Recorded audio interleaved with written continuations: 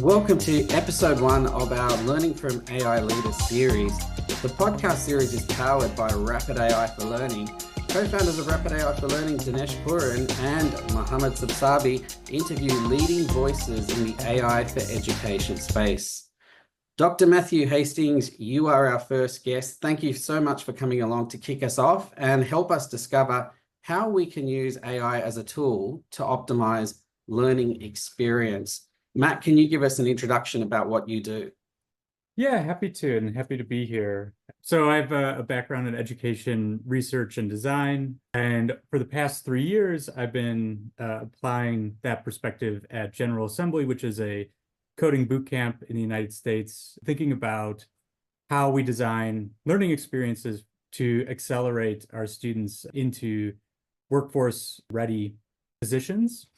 And over the past couple of years, with the advent of AI, that's both disrupted how we think about work in the tech sector in general. So the sector our students are aspiring to participate in, and also how we approach education. So what is the right way to pick up these tools, empower people to achieve their goals, and keep them moving forward in a sector that's disrupted, a larger economy that's being changed and disrupted. So there's a lot of questions to navigate from an education perspective, and make sure we don't lose sight of also how they connect to the larger shifts that are happening. Matt, can I just ask, where do you see are some of the key intersections between AI and education? And I think education, we all agree, is one of those disciplines where AI can fit, well, if it's done correctly. But what are some of the key trends that you're seeing right now? Well, I mean, the trends I'm seeing, I think, are like early forays into exploring how we use these tools. So I'm seeing a lot of folks looking at faster and cheaper ways to generate content so we can provide personalized learning that's kind of responsive to where the students is at, using AI to evaluate students, creating, scenario-based education. So that's where I see like some of the low-hanging fruit that's being explored. But I think the more interesting questions, because of the deep shift that's actually going to happen with how we've structured our economy, our politics, our society, and culture. So we have public education that emerges out of that, and a different looking kind of educational experience, classrooms, grades, assessments, a couple subject areas that are useful. So big shift. School looked really, really different between those two moments because of a technological drive. And I think the trend I'm not quite seeing people exploring yet is what that is going to do, what AI is going to do to shift how we think about the future of education now. I don't think these early forays are going to really bear as much fruit as somebody who's going to try to say, schools should look as different as the industrial education model did to the one-room schoolhouse.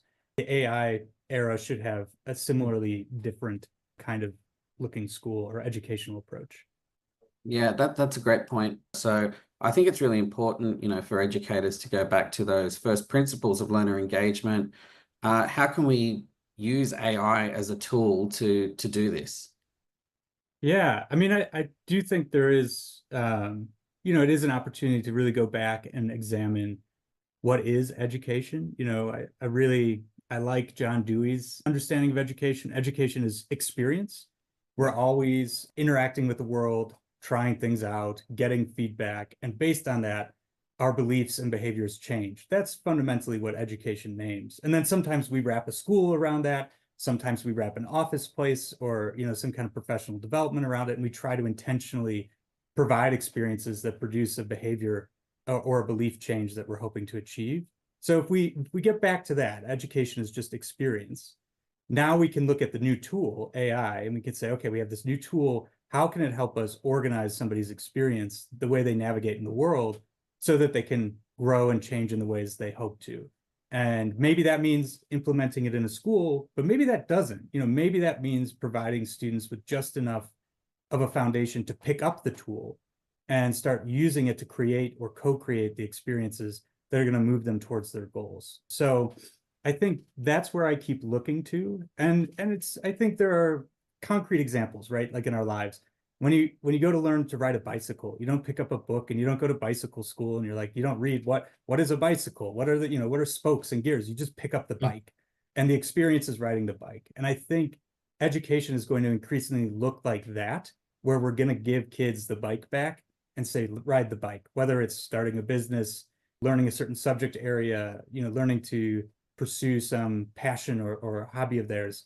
It'll be less of a formal training and then trying. It'll be much more of a do first, understand later approach. Is it the role of the schools to kind of pick up and sort of run with this, or is it about government? Is it about individual empowerment? I think that's a hard question, right? I keep going back to the competition piece, that schools will have no choice but to explore how to pick up these tools in a way that allows them to seem relevant to the students in a way moving forward. And I think that will be the forcing mechanism. Yeah, and Matt, is it this idea of augmenting the knowledge? So is it like the teacher is giving them some knowledge, they're then going away, they're complementing that with what's there with AI and coming back and asking more questions? Do we have to accept that that's kind of the way that things are going? And what are your thoughts on that? I do think that's maybe one of the trickiest points to understand. Is this a technological shift that we need to try to kind of slowly introduce to young people as they come into the world, or is it one we can just assume they're going to adopt more rapidly than previous generations, or you didn't have them before? So from like a formative perspective, what will this do? This goes back to like an old debate in technology and education. When even back to Plato, when paper writing was invented, he's like, oh my God, everybody's going to forget how to orate, and have their memory will be reduced and harmed. And maybe that was true, but you get new affordances with those technologies as well. And I think it's always a hard question. You can't just assume the new technology will give us enough benefit to offset the atrophy, but I'm not sure we can find out any other way than by trying it out and seeing what happens. And it's trying to keep the formative good of the student in mind will be really important. So what are some of the things that are so integral to being a human that we need to protect? So, you need to feel loved. You need to be able to develop trusting relationships with other people. You need to have a sense of efficacy in the world and some control and agency over yourself. Like, if you're not getting those to develop in a young person because of a new technology, perhaps it should be, guarded. The student should be guarded against it. But if you can get all those things to develop, then the kind of, that's the foundation. The other skills that build on top of that, whether or not you have a robust memory or certain other skills, I think we can negotiate those. That raises a really exciting question, Matt. These human dimensions that you're talking about, are they compatible with AI, or can they live, can they happily exist together? I mean, I think again, like, this is the one where we're going to have to make the road by walking. We're gonna figure it out as we pick up the tools. But keeping those front and center will be really important. How is this, asking ourselves every day, how is this changing me in a formative way? Is it making me stronger? Is it making me more efficacious? Is it making me happier? Is it making me relate to my neighbors better? If it's not, we should probably question it. We didn't ask all these questions with the attention economy, right? And then it ended up, I think, doing a lot of formative damage. It ruined our relationships with our neighbors. It made us harder to disagree. It, made us more reactionary. So that was a miss, because we didn't keep those goods front and center when we were evaluating these tools. The Amish in America, they're not anti-technology, but as a community, they evaluate each new piece of technology, and they give like one or two people the new piece, and they say, try it out. And they watch that person and they say, is this technology moving them further away from the community? Is it damaging their relationship, or does it bring them into the community in a useful way? So having some way that we're talking about, in a shared way of evaluating these tools and the impact they have on who we become is really important. I know you're very passionate about technology, but if you've got an example of what you do as a product manager or learning designer in terms of how you integrate human needs with the technology or the tools that you use in your practice. Yeah. So I think at a boot camp, we're nicely positioned to center human needs. Our education is really practical, and our students are already coming with a high amount of emotional investment in the goal they have. They want to quickly pivot into a career, upskill. So we've already got great alignment between the student's interest and the curricular and experience design that we do. So when we're looking to bring in technologies, we're looking to bring in technologies that are going to kind of support that interest. And we can really frame it in terms of what are the things we want you to practice every day. Writing code, either a practice problem or a more robust lab or something like that. And then we can ask, well, what are the tools that student needs that are, authentic to the workplace that they would pick up? And so we're not withholding of anything. We're not saying like, oh, you can't use ChatGPT or you can't use, Stack Overflow or any of these resources, because those are tools that you would already be using if you had achieved your goal. And so in the job, right? Yeah. Yeah, exactly. So when we think about technology in a learning environment, it's not a contrived approach where the technology is there to work on the person to produce an outcome. When I think about technology in a learning environment, it's a tool that the student uses to achieve an authentic goal. And I think that's it's a really important difference. I think a lot of ed tech has always positioned itself searching for instrumental control over the student. If I just produce the right input, if I just produce the right, kind of experience through a platform or ask, Duolingo, if I produce the right frequency of notifications, I will produce some behavior in a predictive way. That's using technology on someone. If you give somebody a tool so they can achieve their goal and support them in using that tool, that's, empowering them with technology to kind of learn and grow. So I think that's an important difference. And I think that leads me to a question about what education leaders can do to actually support their teams to integrate AI into practice. Because there's two things that are happening here. I think there's a need for guardrails, and there's a need for compliance and quality assurance, and there's a need for policy around AI implementation. What's acceptable use of it? So I'd love to get your take on this in terms of what we as education leaders can do to support our teams to integrate AI into practice.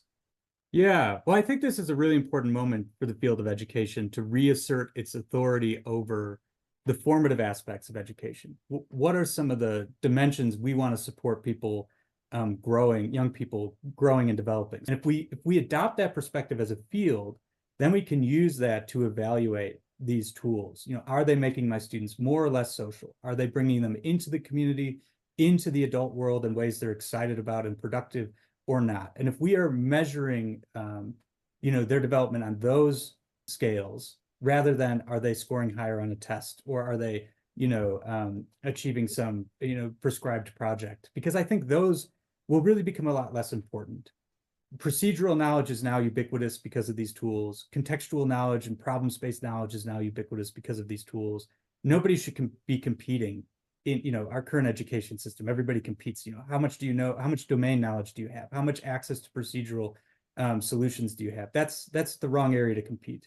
The right area to compete is, how well can you organize with others and organize a community to achieve some cooperative goal using these really powerful tools. And if you even think about business, like business is just a private sector chartered organization that has been given the charter to organize part of our shared lives, organize sanitation, organize food distribution, organize cooking, organize medicine.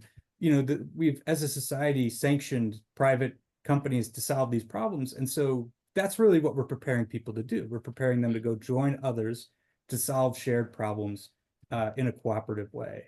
It sounds like what you're calling for is really a total rethink of how we structure our the way these institutions are designed and delivered. Yes. Yeah. And I think it's a very pragmatic rethink, because I don't know a lot of people who are super happy with the way the organizations are currently functioning. I think, we've got 20, 30 years of high stakes testing. We ask schools to outcompete poverty, or, outteach poverty, outteach adverse conditions. These are just ridiculous things to ask of an institution. I think they distract from what these institutions actually can do. But I think now with these tools, because they've so distributed the ability to act, what we need to do is encourage people to act and pick up those tools without permission, without certification, without sanction, and say, what do you want to achieve? You can do it. And again, that may be a little naive if you're under duress or you lack resources, but my hope is that these tools will become cheap and accessible enough that schools can just orient people to pick up those tools. What are the problems in your life you want to solve, and get people solving them younger and younger. It does seem like AI is basically just accelerating this need to fix a broken system. And things like essay writing and the way that we're grading people and the way that we're actually approaching assessment, it's all part of what needs to be rewritten. And of course, AI has accelerated that need, that urgent need to actually respond to it. But do we need to actually change the way that we do things to prepare people for industry and what's ahead and some of those key skills? And we're hearing constantly that AI literacy, tech literacy, that's going to be super important, but then also the human skills, the problem solving, the critical thinking, and then of course that sort of agility and adaptability, resilience. How do we actually really teach this from an early age and keep that going so that they're ready for what lies ahead in industry? Yeah, if I could give a concrete example, to I think answered both your most recent questions. Yeah. There's a school in Denver that I really love called the Logan School for Creative Learning, and it's a private school. And at this point, it's a school that serves a pretty wealthy community. But that wasn't how it started. And the founding principle of that school was to allow students to kind of surface the authentic questions and problems they had in their life and pursue them without restraint. So at the beginning of the year, from first grade through 8th grade, which is what the school serves, so young kids, the student picks a topic they're interested in, a problem they're interested in, and they just pursue that for the whole year. And that motivates the learning, that motivates them to ask questions, to pursue the knowledge or whatever goal they want to achieve, and that draws them into the world. Well, it's like, so I've been there and I've seen students, they're really interested in plumbing. It's like, 5th graders interested in plumbing. I don't know. And so the school's like, well, okay, how are we going to learn about plumbing? And, the student's like, well, I could read a book about plumbing. I could, do some experiments with pipes and water and things like that. And maybe I got to go talk to a plumber and like go to a construction site and see how the plumbing fits in the building. And the only expectation on the students is that at the end of the year, they have to communicate what they have learned. So the communication of whatever they've achieved or learned drives critical thinking, problem solving, accountability, learning communication skills. And then the student's like, oh, now I understand, like, well, I might want to be able to write something. So I probably should have to like practice, writing what I'm learning, or maybe I need to count something or do some arithmetic, or maybe I need to make a plan and execute against it. But by setting people up with those authentic goals that are bringing them out into the world, and then just supporting their effort to move towards those goals and communicate, I think that is basically what we need. It reminds me of we saw something around those alpha schools. I think it was in the US that are doing those 2-hour learning. Sure, yeah, they're going into like 10-year-olds that are learning how to run Airbnbs, and it's really, really very interesting in terms of practical skill application. Yeah. Matt, if I'm an educator in a school setting or vocational college or a university institution, and I'm feeling a bit frustrated that there's this thing called AI. I don't know much about it. What's your advice to someone like that?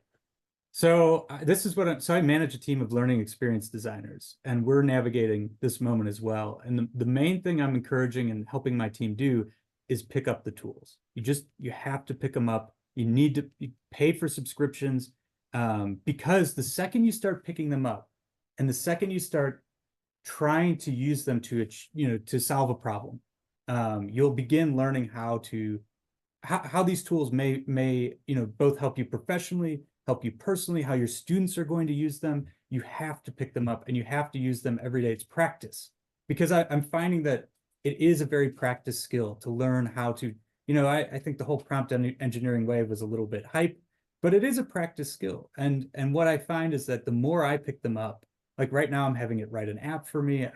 I'm not a software engineer, but I'm in VS Code every day with Klein. And the way I got going was I just started Googling, like, well, how do I write code with AI? And then I started asking AI, well, how as a non-coder, what's the best way I can use you to write some code? And why do I want to write code? Well, I'd like to write some code so you can generate PowerPoints for me in Google from like a requirement document. That's just a problem I wanted to solve. And then it's like, well, how do I do that? And so like you pick the tools up, you have an authentic problem. And just like the kids at the Logan School, you can start working with the AI. And the things you have to do are just be tenacious, because these tools require lots of iteration. They're going to get things wrong. They're going to require testing. But if you don't pick them up and you don't start learning to fail fast and fail often with them, which is the requirement, you're just they're going to remain abstract. They're going to remain scary. Your students are going to pick them up and do this. So to meet them where they're at, you've got to do it yourself. Final answer. A student can easily arrive at a final answer using GPT technology and other bots and so on. But is it about being able to sort of present solutions and the thought processes that go behind it? Is that what we want to be assessing and building? I think, I think that sounds right to a degree. The thing I'm most interested in students nowadays is, do you have a clear goal? Is there something you want and you want to achieve it and you can articulate what it is? That's what I want, because we can all work with that. Once you have that goal and the students bought in and they're buckled up, then it's like, well, how do we get you there? And that's where, and the thing I would evaluate is the student's ability to sustain effort against that goal in the face of friction and setback, and learning to pivot and adjust in a wise way, exercising judgment. Hey, maybe this goal wasn't exactly the direction I want it to go in. Maybe it's no longer a worthy goal as I get some feedback. All of those things are the things I'd want to evaluate a student on. And final question that I have for you is, what mix of skills do you think teachers, trainers, curriculum designers, instructional designers, what should they be focusing on to prepare learners to be successful in industry? I think there's two layers. One, I think the professional field, the educational field, really has to begin having serious conversations about what we want as professionals. What's the future and the vision we want to see? We should have a big stake in that narrative. We know what is developmentally appropriate at different ages. We know how to pay attention to students as they're developing, how to pay attention if the tool or not is formatively good or not. So we should embrace, the skills of collaboration with colleagues, political conversations about how we govern our schools. And then I think practically in the classroom, an openness and a curiosity to seeing how these tools are shifting the student's experience, the student's attention, and the willingness to meet them there and understand how they are developing in a space that we didn't develop in. So I think that will be really essential, and not trying to outcompete AI, because I don't think we will do that, but learning to cooperate with AI as students pick it up and we pick it up as a field. So some fascinating thoughts there, Matt. Thank you so much for joining us on our very first episode for Leaders in AI Learning. Really happy to be here. Looking forward to seeing a whole series, because I think, I'm very curious what other folks in the field are thinking. So appreciate you doing this. Thank you so much, Dr. Matt Hastings. Thank you.